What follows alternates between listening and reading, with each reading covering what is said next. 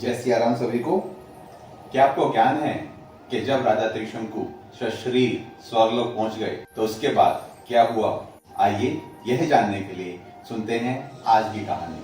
आज हम आपको वाल्मीकि रामायण के बालकांड के अध्याय 60 की कहानी सुनाई। तो जब महर्षि विश्वामित्र ने ये प्रण ले लिया कि वो राजा त्रिशंकु को सशरीर स्वर्गलोक पहुंचाएंगे और उन्होंने पूरी पृथ्वी से सभी साधु संतों को बुला लिया यज्ञ के लिए, तो सबके आने के बाद उन्होंने सभी से कहा कि मैं वचन देता हूँ कि मैं सशरीर राजा त्रिशंकु को, जो कि हर प्रकार से एक तेजस्वी राजा हैं, जिन्होंने हमेशा धर्म का पालन किया है, उन्हें स्वर्गलोक पहुंचाकर ही दम लूंगा। उनकी यह बात सुनने के बाद सभी साधु संतों ने आपस में बात की कि ये महर्षि जो हैं बहुत ही क्रोधी हैं, इन्हें बिना किसी बात के क्रोध नहीं दिलाना चाहिए और उनके यज्ञ में इनकी मर्जी से शामिल होना चाहिए। अगर इन्होंने हमें श्राप दे दिया तो हम कहीं के नहीं रहेंगे। और यह बात आपस में बातचीत कर सभी साधु संतों ने महर्षि विश्वामित्र से कहा कि अब यज्ञ आरंभ करते हैं। उसके बाद अपना अपना स्थान ग्रहण करके सभी साधु संतों ने और महर्षि विश्वामित्र ने यज्ञ आरंभ किया।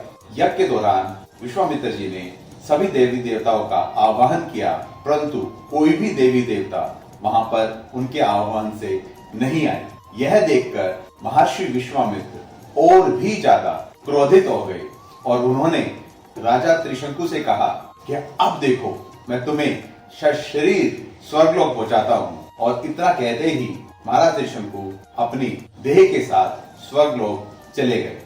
जब राजा त्रिशंकु स्वर्गलोक पहुंचे तो वहां पर देवताओं के राजा इंद्र अभी सभी देवी देवताओं के साथ उपस्थित थे। उन्होंने राजा त्रिशंकु को देखकर बोला कि हे मूर्ख, तुम्हें कैसे लगा कि तुम सशरीर स्वर्गलोक आ सकते हो? तुम्हें तो तुम्हारे खुद के गुरु ने श्राप दे रखा है।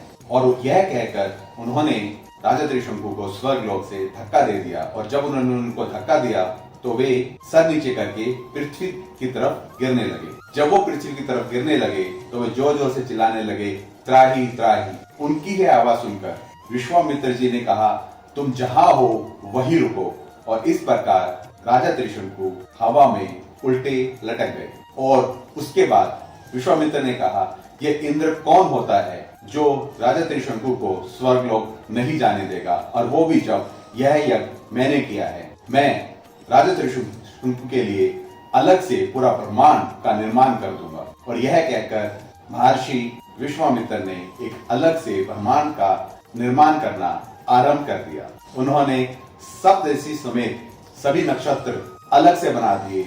और जब वो अलग से देवी देवताओं का आवाहन करने लगे तो यह देखकर सभी देवी देवता और ऋषि मुनि महर्षि विश्वामित्र के सामने आए और उनसे अनुरोध किया कि आप ऐसा ना करें। आप ऐसा करेंगे तो एक शापित राजा भी स्वर्ग में रहने लग जाएगा।